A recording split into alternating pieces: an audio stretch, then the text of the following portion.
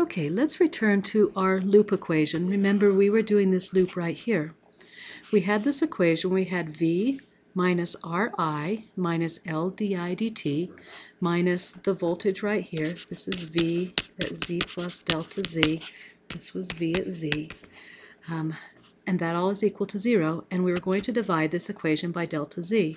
So what we're going to get is V of Z divided by delta Z minus R prime I of Z minus L prime di dt minus V of Z plus delta Z divided by delta Z equals 0. Now let's combine this term and this term. That's going to give us V of Z minus V of Z plus delta Z divided by delta Z, and then these other terms, etc. Now what does this look like right here? That ought to look an awful lot like a derivative, and in fact it is. If we had 2 points, let's draw them right here. This is Z, and this is V.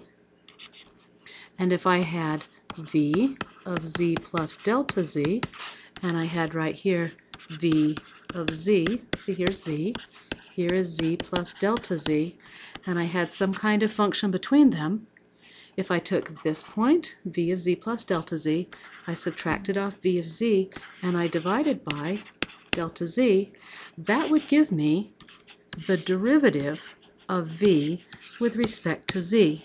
Of course, these two terms are backwards from what I just described here, so we have negative, the derivative of voltage with respect to Z, and then let's put the rest of our equation together. Minus R prime, I of Z, minus L prime di dt is equal to 0. This is the first telegrapher's equation.